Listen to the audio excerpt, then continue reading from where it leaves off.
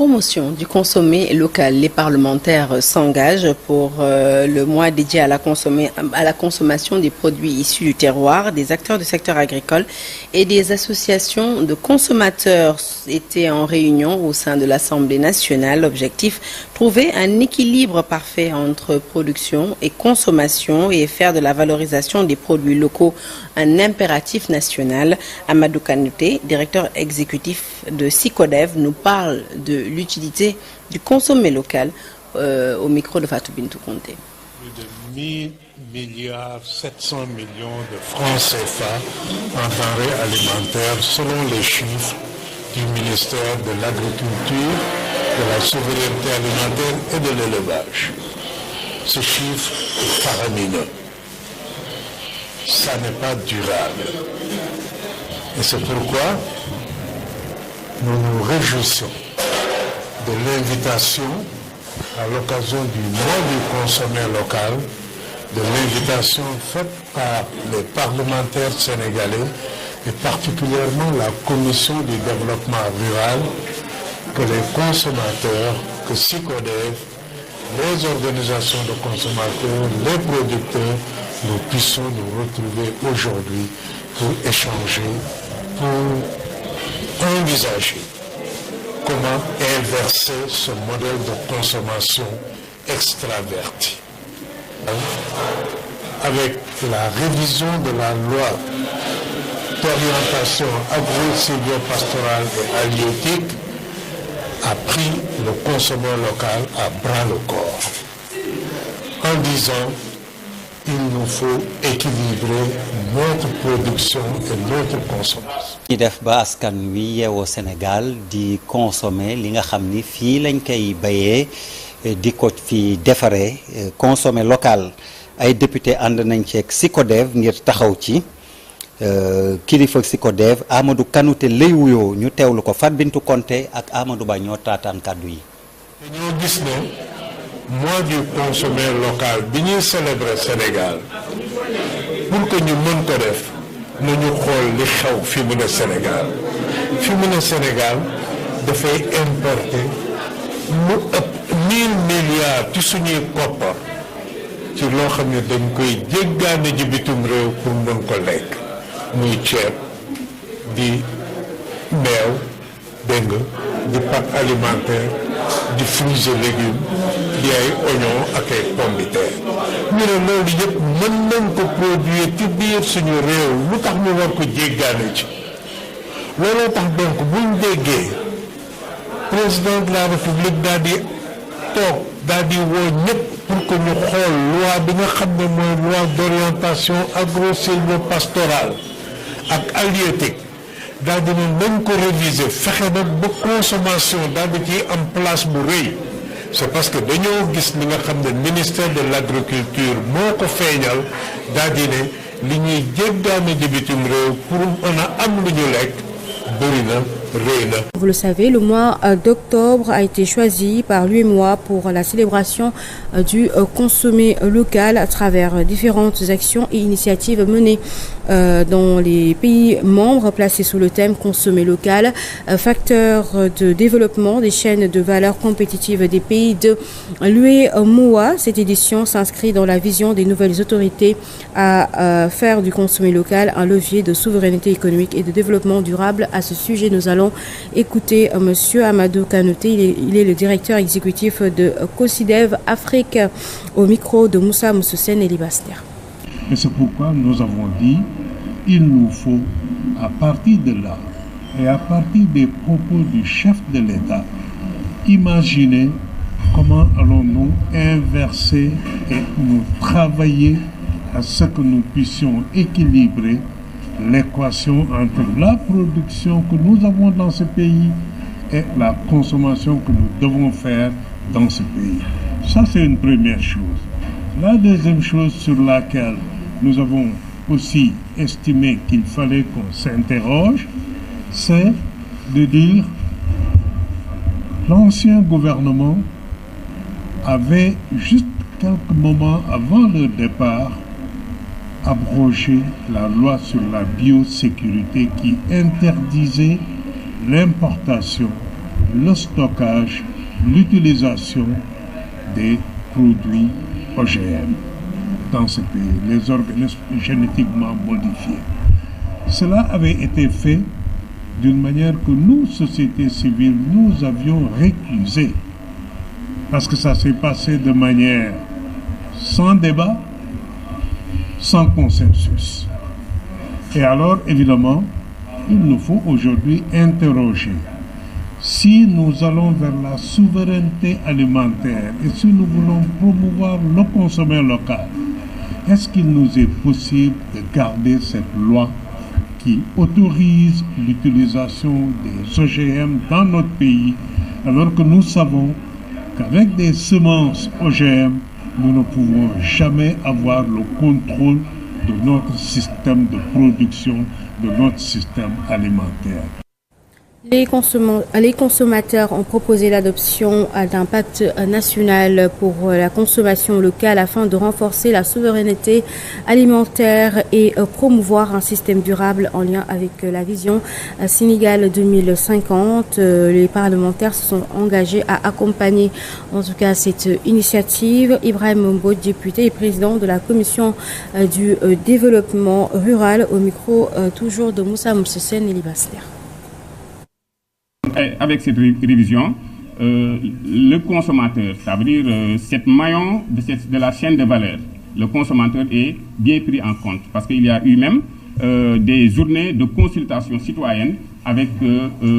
SICODEV, avec les consommateurs, pour que ces dimensions du consommé local soient bien prises en compte. Mais également, on a parlé de l'AFSA, d'un rassemblement des chefs africains, des chefs cuisiniers africains, mais aussi des décideurs africains à Addis Abeba au mois de juillet pour parler globalement sur les systèmes alimentaires africains de manière générale. Et au sortir de cette déclaration, n'est-ce pas, donc c'est le concept My Food is Africa, ou bien ma nourriture est africaine, donc qui était vraiment le concept le mieux communiqué dans cette déclaration. Parce que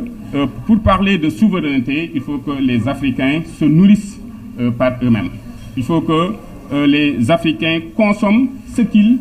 produisent et produisent ce qu'ils consomment. Donc c'était ça vraiment le but de cet atelier, vraiment pour apporter notre contribution. Maintenant, on parle de l'Assemblée nationale, cette loi d'orientation agro-silvopastorale. Tout récemment même,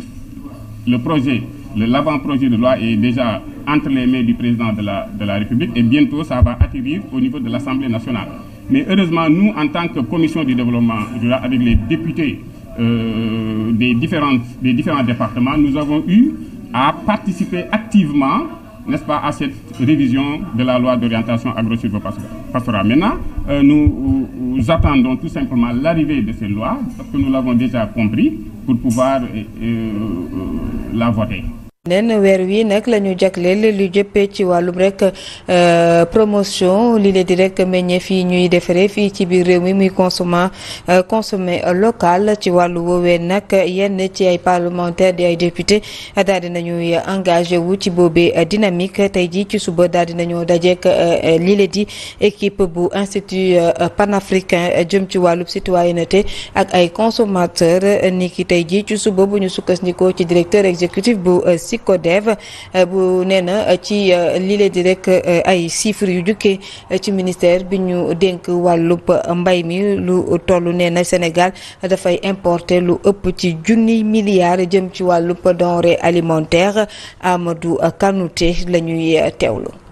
naka la ñu mën a def ba Afrique mën produire consommer am suñu souveraineté alimentaire daal di koy teg ci anam yoo xam ne nag dafay durable maanaam dafay sax buñ déggee président de la république daal di toog daal di woo ñëpp pour que ñu xool loi bi nga xam ne mooy loi d'orientation agro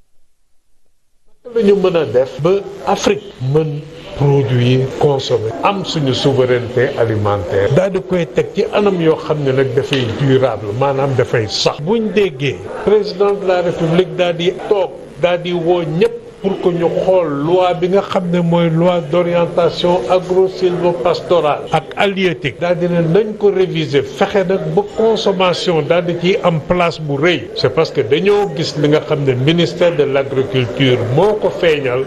daal di ne li ñuy jéggaane ji bitim réew pour mën a am lu ñu lekk bëri na rëy na nañ ko changer ñu daal di ci sóoraale loi sur la biosécurité bi nga xam ne gouvernement bi fi nekkoon changé woon na ko daal di indi benn boo xam ne dafa permettre ñuy importer waat ay produits OGM ci biir dëkk. kàddu yooyee mu mel ni nag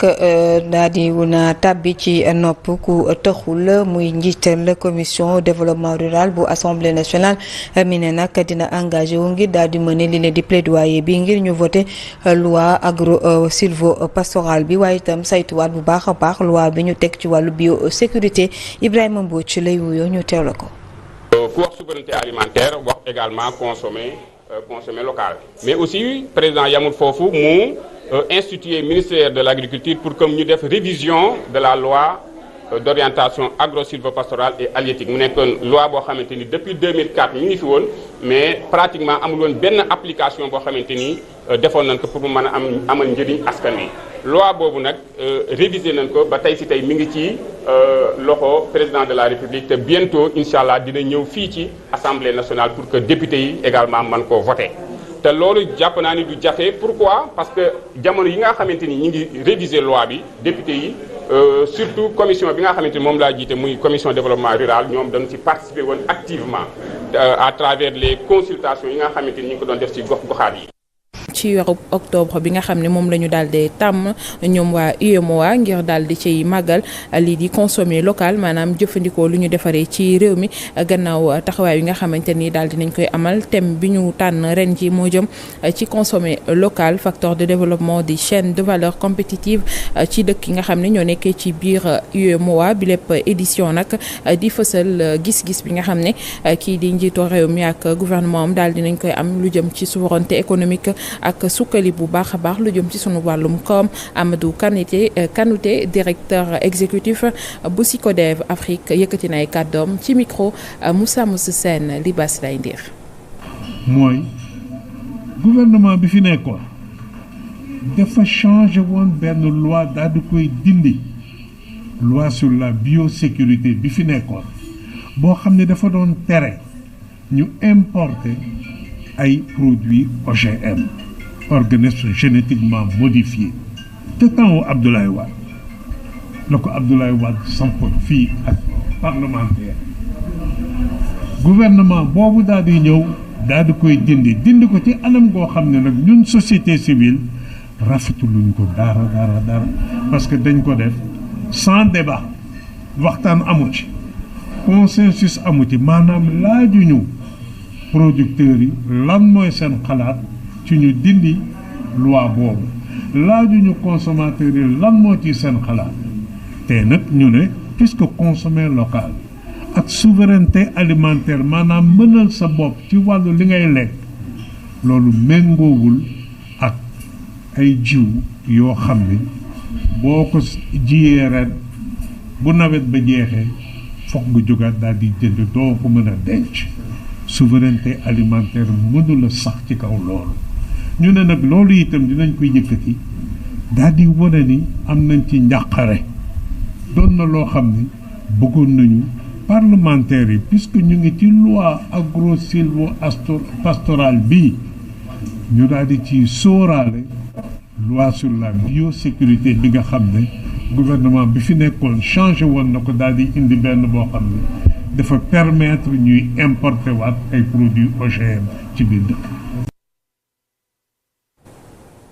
gannaaw ba ñu amalee woon ab lël de consultation jëm ci wàllum révision LOA-SPH bi ñu amaloon ñaar fukki fan ak juróom-ñett ci weeru février 2025 ak ba ñu amalee conseil supérieur d'orientation agro-sylvo-pastoral ak halieutique bu 23 octobre 2025 ñoom consommateurs yi sàkku nañu ngir ñu daal di adopté